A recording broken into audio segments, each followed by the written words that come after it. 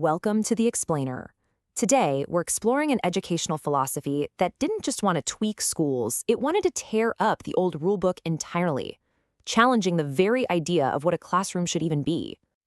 Let's just dive right in with a big question. Imagine this. What if school wasn't about cramming you into a preset curriculum, but about building the curriculum around, well, you?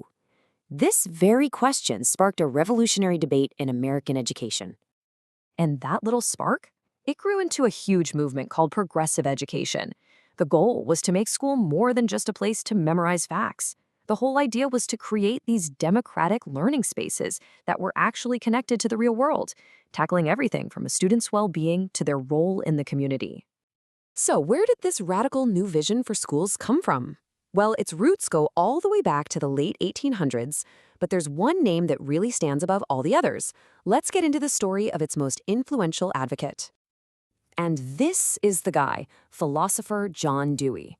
Now, he wasn't just some academic stuck in an ivory tower. He was a powerful voice for change, and he argued that our entire approach to teaching needed a massive overhaul. He believed schools should prepare students for life, not just for a test. Dewey and his fellow progressives, they weren't talking about small changes here. Their poor ideas basically flipped traditional school on its head. So what were the main tenets of this movement? Let's break it down. Okay, so the most crucial point here is this total shift in focus, right? Instead of the teacher just lecturing up at the front, they become more of a guide, a facilitator.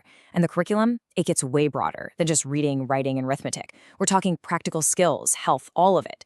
But the biggest thing, the real game changer, is that learning is driven by the student's own curiosity, applying all these new ideas from psychology and social science right there in the classroom.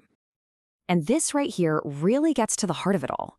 Progressive educators argued that knowledge shouldn't be this, static, dusty pile of facts that you just have to memorize. No, for them, knowledge is an active tool, something you use to solve the problems that are right in front of you. But, as you can probably guess, not everyone was thrilled with this radical new approach. This whole learning by doing idea quickly got some powerful critics who were convinced it was a terrible direction for education. Yeah, people like Admiral Hyman Rickover and Professor Arthur Bester, they just slammed the movement. They basically said it wasn't academically serious enough. They called it soft and undisciplined. For them, schools were ditching their main job, and they demanded a return to the basics, a super strict focus on traditional academic subjects. And then, something happened that had absolutely nothing to do with classrooms, but it changed the entire debate. 1957, the Soviet Union launches Sputnik. The image of a Soviet satellite beeping its way across the sky, well, it sent a wave of panic across the United States. And suddenly, this whole argument wasn't just about educational philosophy anymore. It was about national security. It was about winning the space race.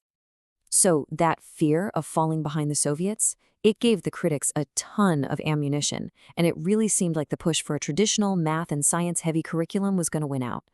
But here's the crazy part. Years before any of this, a major study had come out with evidence that pointed in a totally different direction.